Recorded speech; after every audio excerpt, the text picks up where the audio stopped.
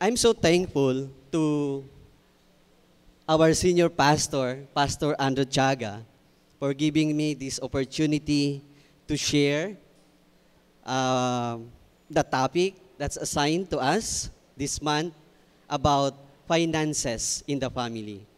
And this morning, I want to talk to you about managing family finances.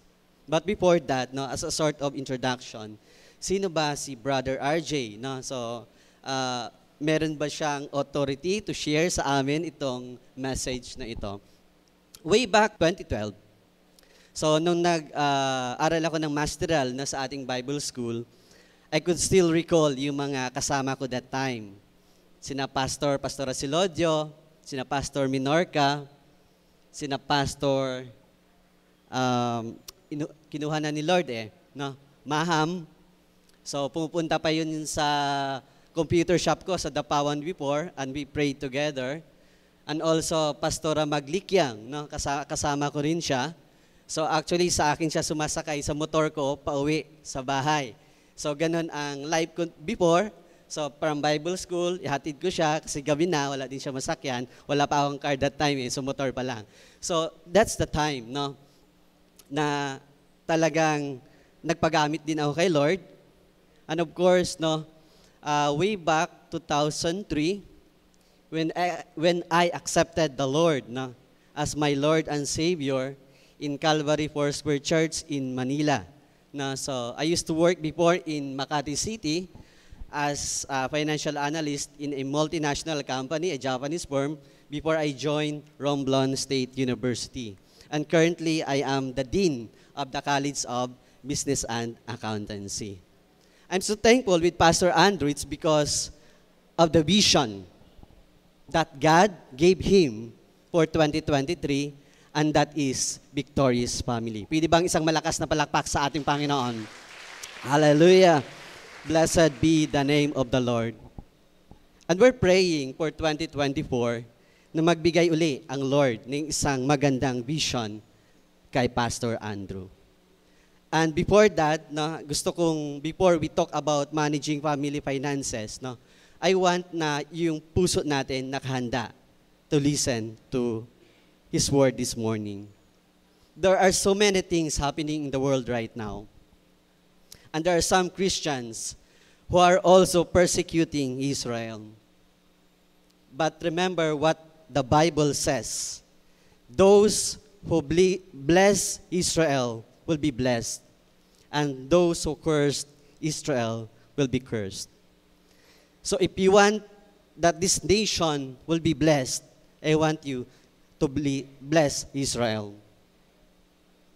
And if you want that your family will be blessed, bless Israel.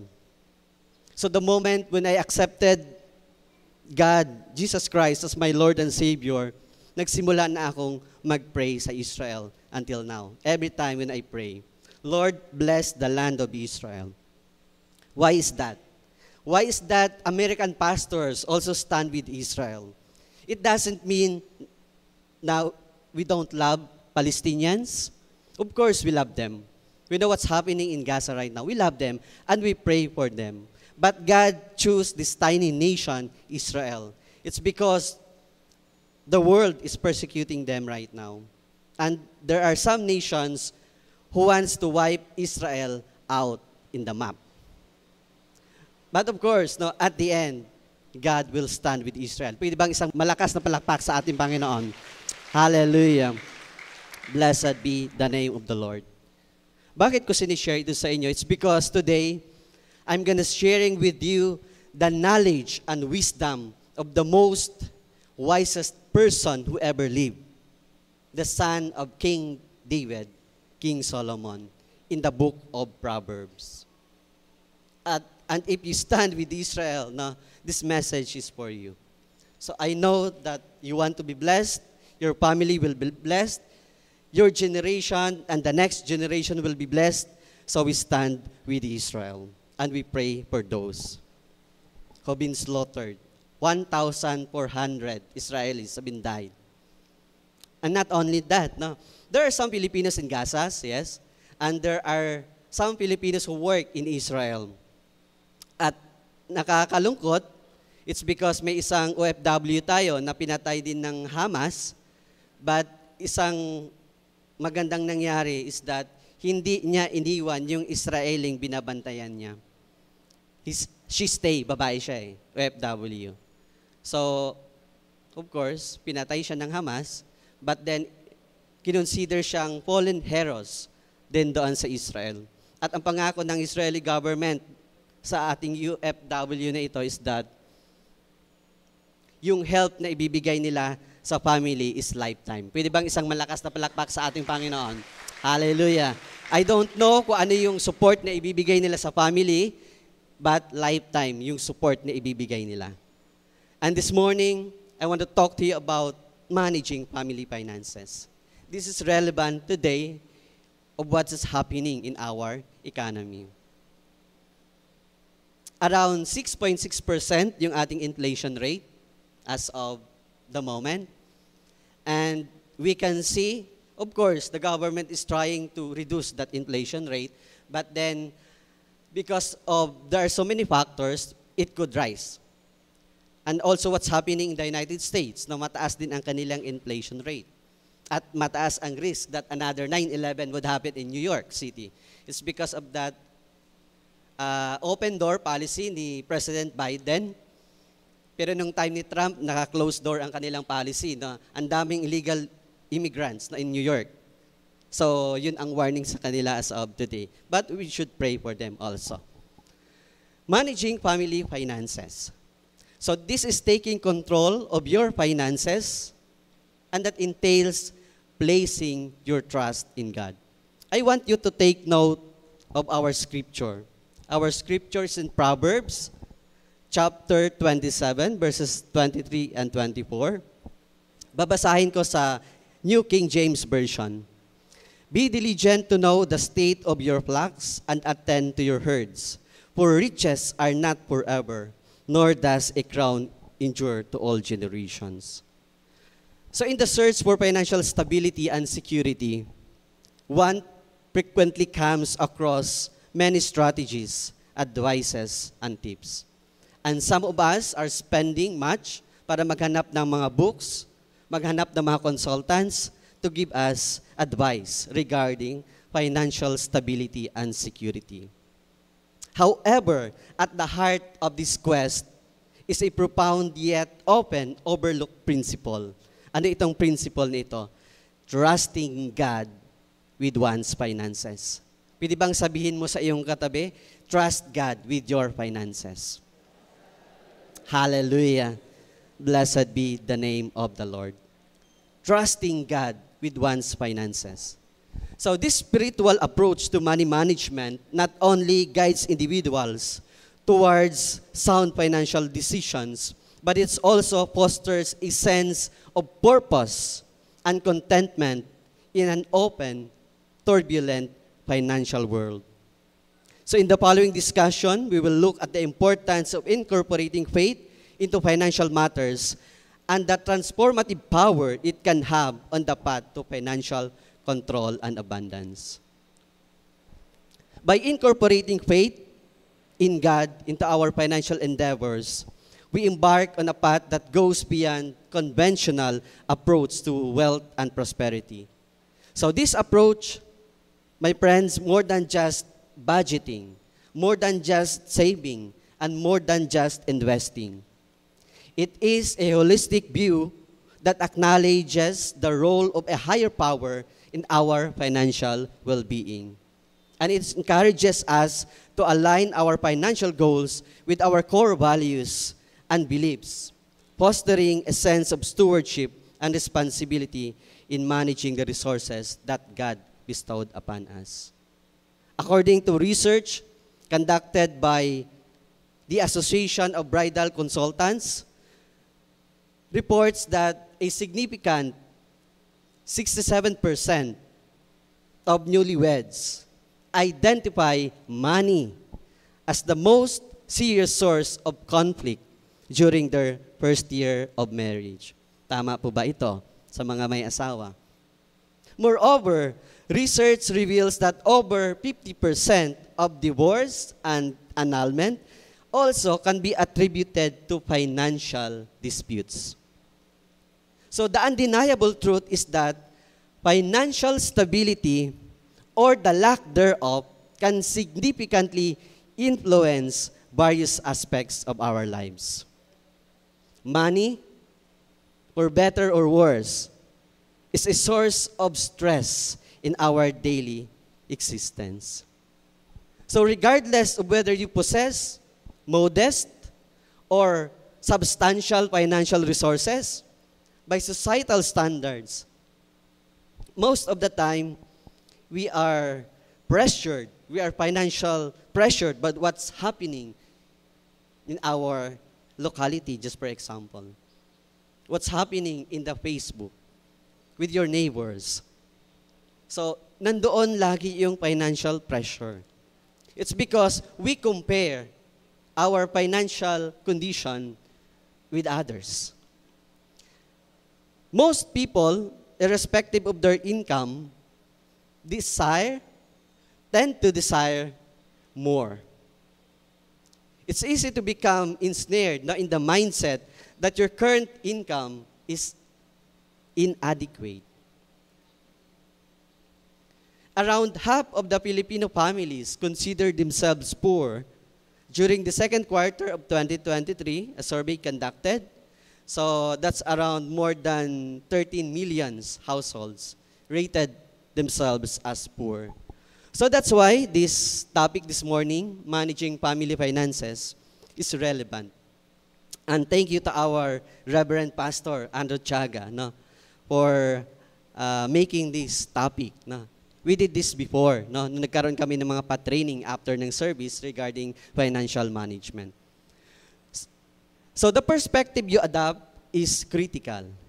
Whether you have little or much, effective money management is essential to safeguard your happiness and well-being.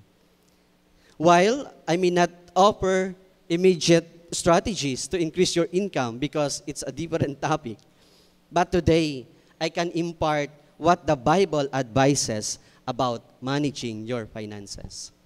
Before we continue, shall we bow our heads in prayer? Hallelujah. Blessed be your name, Lord. Most gracious and loving Father, we love you and we thank you for your goodness and your mercy. We thank you that despite of our weaknesses, you are with us. You come strong and victorious. Father God, prepare our hearts and our minds as we listen to your word this morning. Bless everyone. In Jesus' name we pray. Amen. And this morning, I am so excited to share with you the knowledge and wisdom of the most wisest person who ever lived, King Solomon. I've been teaching financial management for 18 years, and I've read a lot regarding managing family finances. But then, nire-redirect pa rin ako ng Lord in the book of Proverbs. It means all the things that you need is in the Bible, and it's free. So, you don't need to hire consultants, accountants.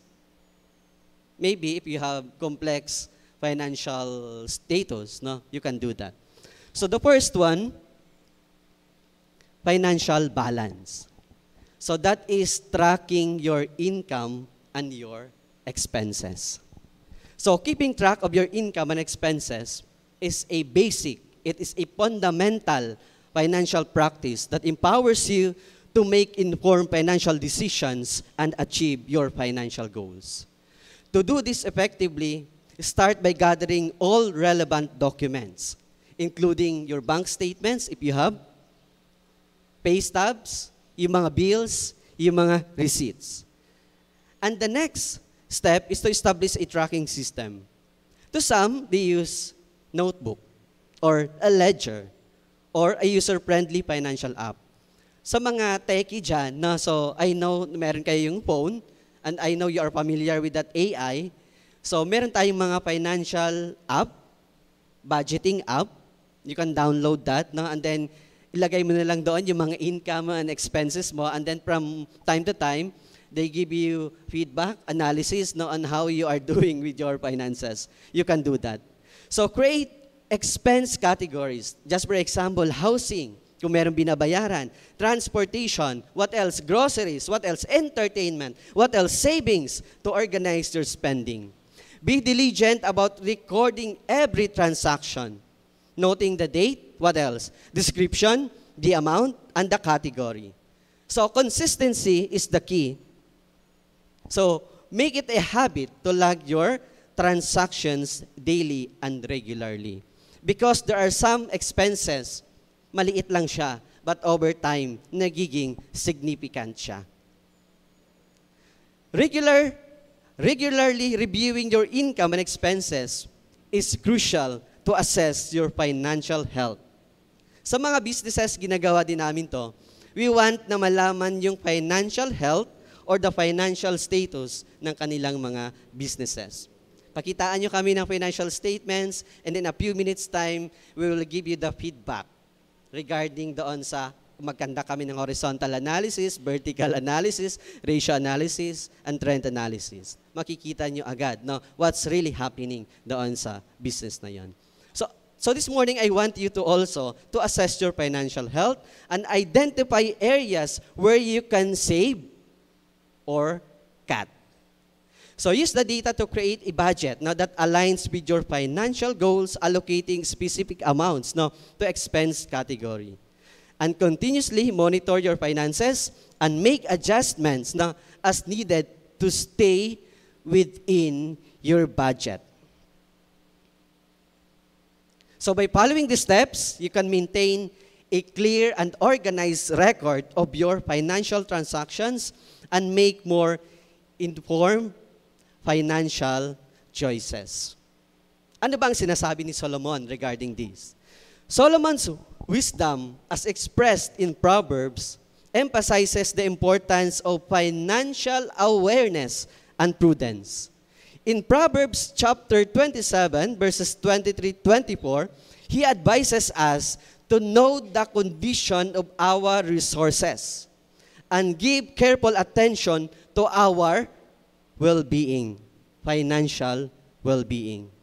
So this timeless wisdom underscores the significance of understanding our financial standing, knowing both our assets and expenses. Can you imagine?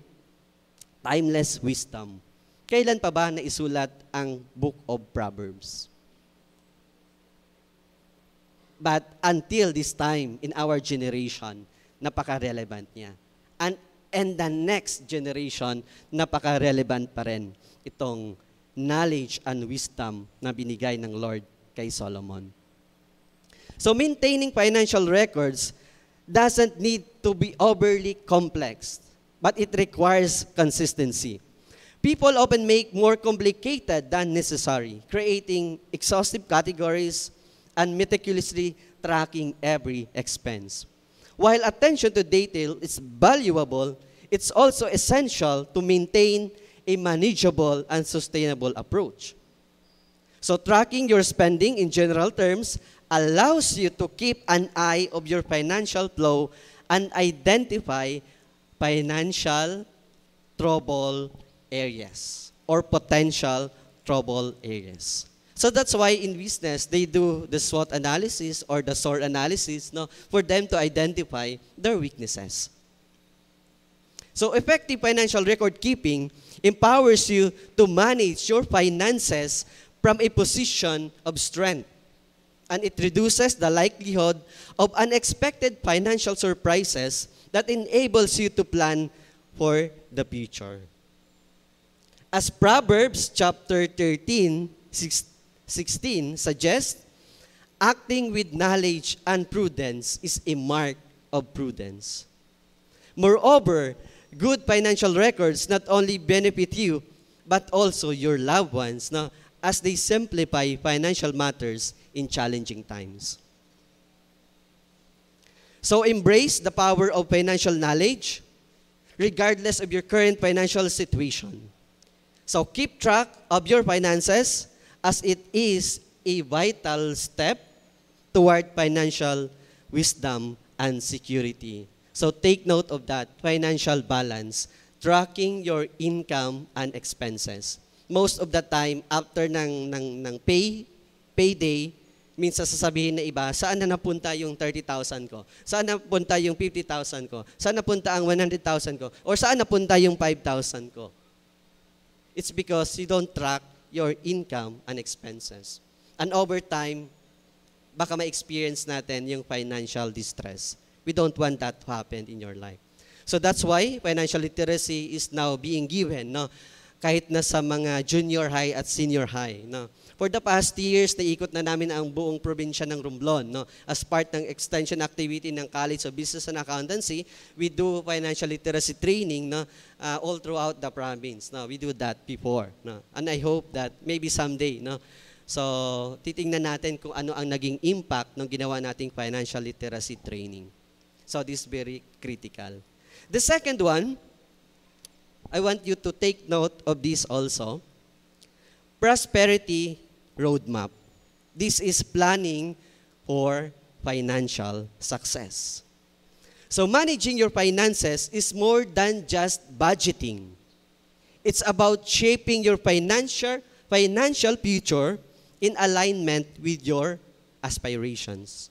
So while the term budget might feel restrictive to some, parang ang hirap naman yan, Brother RJ, yung budgeting na yan. It's about financial plan eh. Pero pwede natin siyang i-reframe lang, no? To as simple as budget when we do our managing our finances, no, in the family.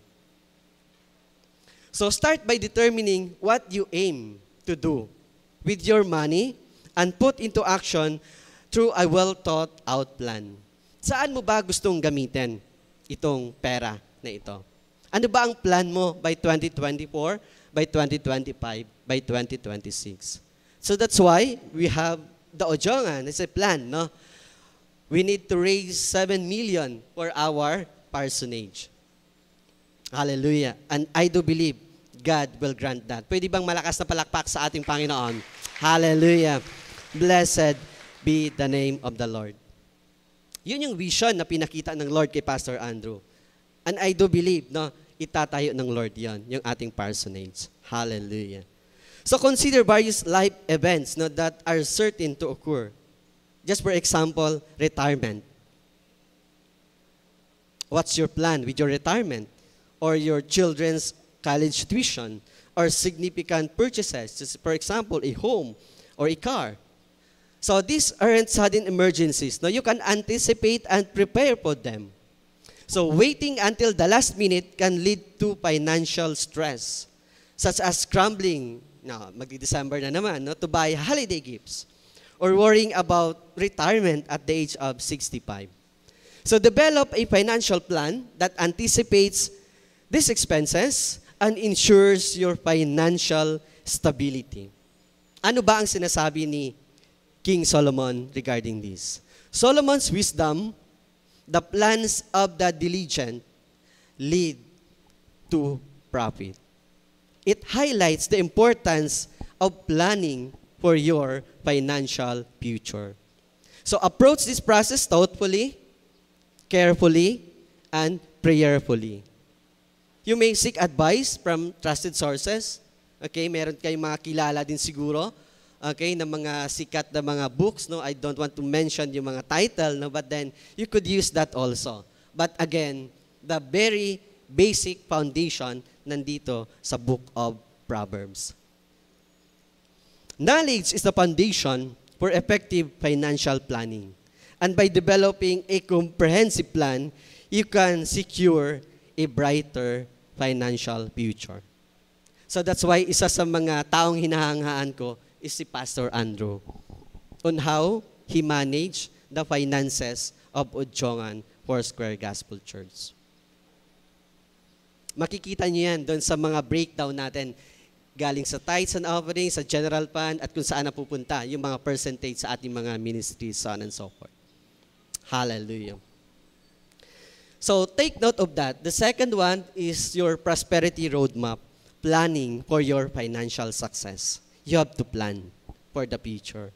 And the third one is saving smart. What is this saving smart? It is the power of consistency. So just as those small everyday expenses add up to a substantial cost over time. Minsan sasabihin mo, parang meron akong pera pa dito, bakit parang hindi yata dumadami? Parang butas ba ang bulsa ko? Okay? It's because of that small everyday expenses that could accumulate over time. So consistent savings, no matter how modest, can accumulate into a substantial financial reserve. Kahit sobrang liit lang. So that's why marami kayong naririnig ng mga 1 peso lang a day, or 5 pesos a day, or 10 pesos a day, or as much as 20 pesos a day, or 100 pesos a day. Ganun sila mag-save, no? Pero over time, lalaki po yon. But then, laging ina-advise namin, kung ilalagay mo ang pera mo sa bank, and then nag-earn ng sobrang liit lang na interest, no? Talo ka doon. It's because our inflation rate is around 6.6%. So, ibig sabihin yung pera mo sa bangko, kinakain lang ng interest rate. So, with that, yung value ng pera mo, over time, ay lumiliit din. So, that's why, nung nagkaroon kami ng pa-training sa financial literacy, andoon din yung manager ng Land Bank. So, sabi nga ni attorney, yung isa din nating kapatid, no? Sabi niya, huwag kayong maglagay ng pera sa bangko, lalo kapag savings lang. No? It's because maliit lang ang kanyang interest. No? So, tawa lang din yung manager ng bank. No? It's because alam naman niya na ganon. Unless siguro doon sa mga mutual funds natin nilalagay or doon sa mga investments or deposit na malaki ang interest na ibinibigay. It's because of that inflation rate nga. Okay, and I know that God will give you wisdom on how you handle your finances. Solomon's timeless wisdom in Proverbs emphasizes this principle. In Proverbs chapter 13, verse 11, he who gathers money little by little makes it grow. Makes it grow. Commence the habit of setting aside a portion of your income every month. Even if it seems significant today, sabihin mo, ang liit pa lang nangihipon ko, but over time, it will grow. So this practice not only builds your financial reserves, no, but also nurtures discipline. Iyon ang gustong i-inculcate sa atin ng Lord, discipline. Developing consistency in savings can positively impact your spending habits. No? As Solomon advises in Proverbs 21:20, in the house of the wise are stores of choice, food and oil, but a foolish man devours all he has. So in the context of this era, this referred to an essential liquid asset. Solomon encouraged foresight and planning for the future. As you can see, dun sa mga books na binabasa namin, lagi sinasabi, plan for the future. So that's why kahit ang Romblon State University, meron ding planning for the future. Most of the time, yung mga pa-training ngayon, it's about future. In the next 5 to 10 years, saan mo nakikita ang Romblon State University? In the next 10 to 5 years, saan natin nakikita ang Ojongan Foursquare Gospel Church? It's about being wise with your resources. As the Living Bible states in Proverbs 21:20, the wise man saves for the future, but the foolish man spends whatever he gets.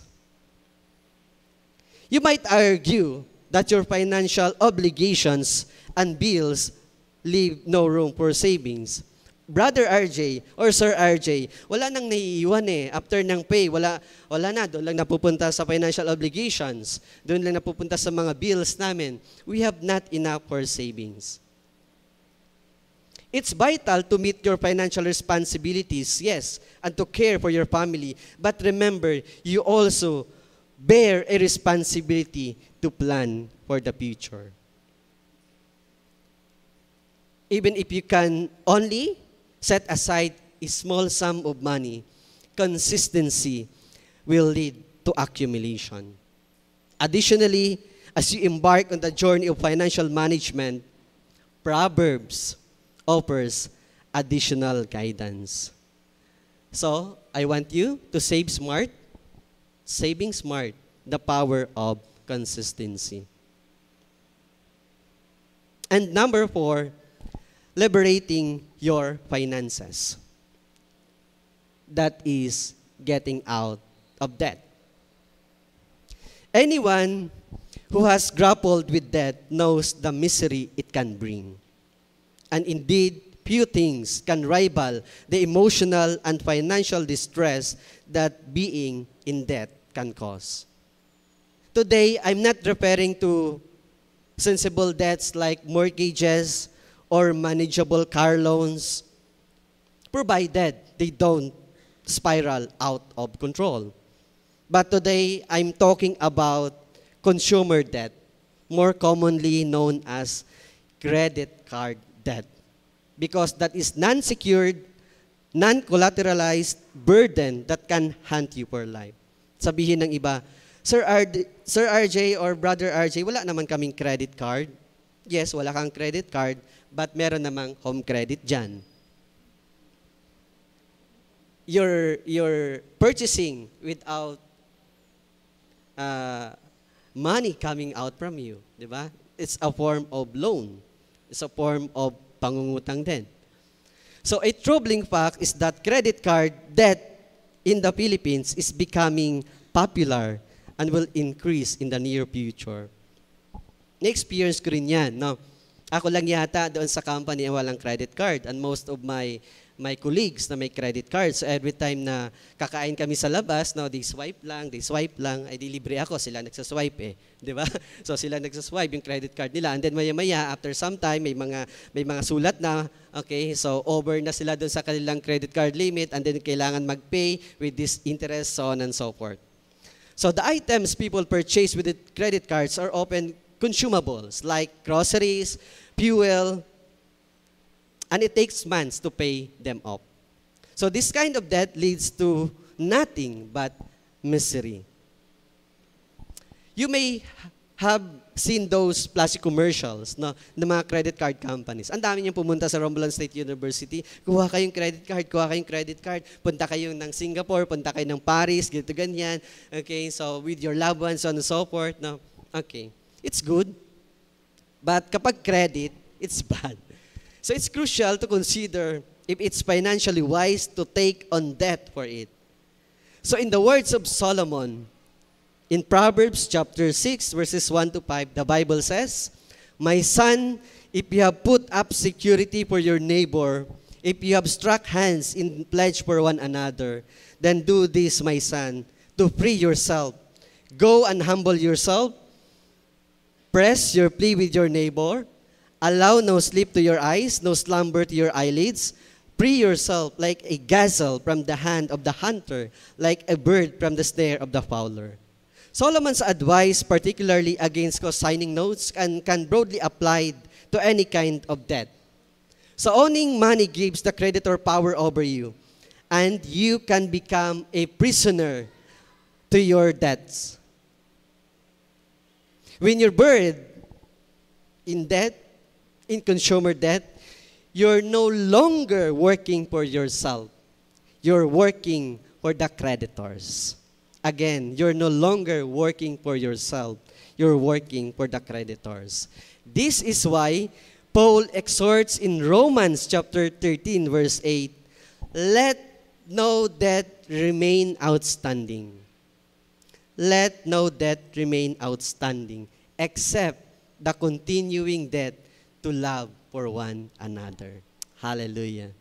So therefore, I strongly urge you to make your top financial priority the elimination of your debt, particularly your credit card debt, or if you have some home credit, and make a commitment not to incur further debt. If you can't afford it, then don't buy it. If you can't afford Apple or iPhone 15, then don't buy it. It may mean foregoing some luxuries, but the pain of doing without is minuscule compared to the agony of being enslaved by debt. And most of the time, we experience those things. But again, take note of this. Liberating your finances. That is getting out of debt. As the Bible says, get out of debt. Plan for that in your life. And number 5, nurturing kindness. This is embracing generosity for life. We often find it easy to give when our finances are abundant. Okay, we have a lot of money. Okay, do this, do that, support yung ministry. But when the times get tough or rough, our giving to God is often the first thing to be trimmed down. Huwag mo na ako magbigay sa offering. Huwag mo na ako magbigay, it's because I'm also suffering. I am also in a financial distress, so on and so forth. So this is a problematic habit for 2 significant reasons. Firstly, it demonstrates ingratitude towards God for all the blessings that He bestowed upon us in the past. And secondly, it reflects a lack of trust in God's capacity to guide us through difficult times. So whether your financial situation is comfortable or challenging, make it a practice to prioritize giving to God before allocating your money to anything else. As Solomon again wisely advises in Proverbs chapter 3, 9 and 10, the Bible says, honor the Lord with your wealth, with the first fruits of all your crops. Then your barns will be filled to overflowing, and your vats will bring over with new wine. In the same way that practicing discipline in saving fosters discipline in spending, consistent giving establishes consistency in other aspects of your financial life. And moreover, it opens the doors to God's blessings upon you. In line with Solomon's words in Proverbs 22 verse 9, lahat ito nasa Proverbs, a generous man will himself be blessed. For he shares his food with the poor. So the Bible explicitly links that what you give with what you receive. While some may misuse this truth for personal gain, but the Bible's teaching on giving remain true as God's promise.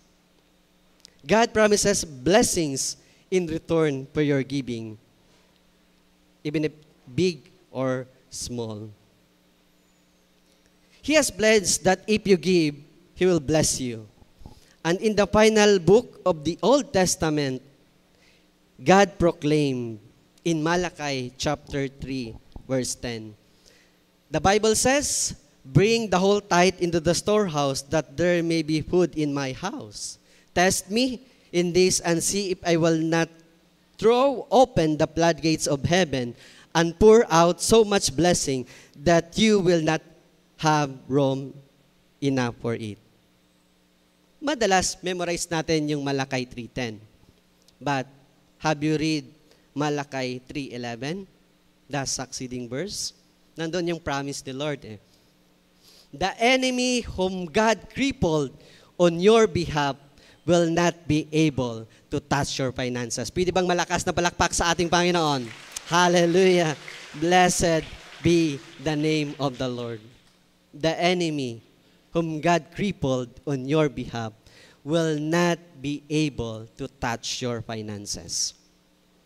So taking control of your finances commences with trusting God with your financial resources. So the biblical guideline for giving is a tithe, or 10% of your income, and that should be your aim. Most people with some minor adjustments can begin tithing immediately. If you don't currently tithe, but desire to regain control of your finances, I urge you to make a start. Start tithing right now. Kung may isang bagay na naituro namin mag-asawa sa aming anak is yung tithing. Kaya meron siyang separate na sobre. So, every time na nakaka-receive siya ng blessing sa kanyang lolo at lola, so automatic yun, magko-compute na agad siya ng tithes. So from generation to generation, ituturo niya rin yon. At kapag naging faithful sila, God will bless them also. You may not be able to give as much as the others. Some could give 50,000 as their tithes or 100,000 as their tithes. But God will honor whatever you offer. Marami tayong testimonies regarding that. Kahit na yung last penny nila, 100 pesos, 50 pesos binigay nila. And then binigay ni Lord, sobra-sobra, umaapaw pa.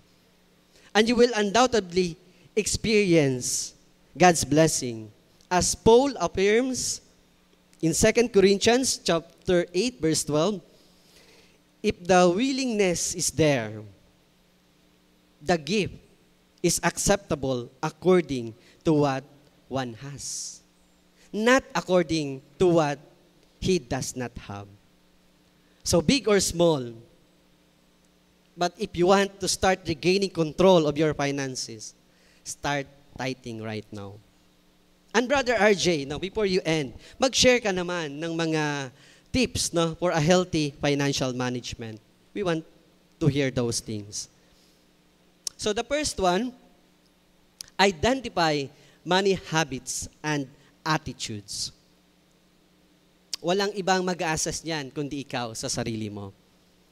Identify money habits and attitudes. Paano mo ba tingnan yung pera? Paano mo ba pinapawork yung pera? Or puro lang ba pera ang nasa isip mo? At nakalimutan mo ng ministry mo with the Lord. So that's why, no, when I serve Bible school, no, hindi ako kumukuha ng any honorarium sa ating Bible school. It's because it's part of my ministry. The second one, prioritize spending and live within your means. We talk about your needs and wants. May isa ngang magulang, may kasama siyang bata, pumunta sa isang grocery store. Sabi ng bata, Mommy, I want that one, that one, that one. Ang daming turo. Ang sabi ng mother niya, is that a need or want? Sabi ng bata, want. Oh, we don't buy it. Because hindi mo siya need. Wants mo lang siya. So, paano natin turuan yung mga bata, no, regarding financial literacy is very important. So that's why I am so thankful with Pastor Andrew, no, for giving me this opportunity to share it with you. Because God wants to bless you. God wants to prosper you in your life. Number 3, track and reduce expenses. Lagi sinasabi sa amin when we do our financial literacy training, Sir RJ, wala na kaming magagawa with our expenses. We could not reduce our expenses. It's okay, but you have to plan to increase your income. Just like Ojong and Foursquare, malaki yung ating expenditures every month. Unless, bawasan natin yung mga ministries natin, support sa mission, so on and so forth, we can do that. No? But then, lumalaki ang church. So meaning, kailangan mag-increase ang ating income. It's because nag-i-increase ang ating expenditures. So kung wala kang magagawa with your expenses, wala ka nang magagawa, Sir RJ, mahigpit na ito. Ito na talaga ang aming monthly expenses. You have to look for an investment or an opportunity on how to increase your income. And number 4, avoid debt and manage loans wisely. Ay, Brother RJ or Sir RJ, yung mga businesses ba, may mga debt din sila or liabilities or financial obligations? Yes, of course. Because most of the time, they purchase on credit, not on cash basis. No? Malaki din ang debt nila. But they manage their loans wisely. Okay? So, hindi sila nagkakaroon ng mismanagement of money na nagkakaroon sila ng negative sa kanilang cash outflows. Okay. And number 5, to have an emergency fund. To have an emergency fund. Gaano man siya kaliit, but over time, mag-accumulate po yon. And thank you to our media department for sharing those tips, no, for a healthy financial management.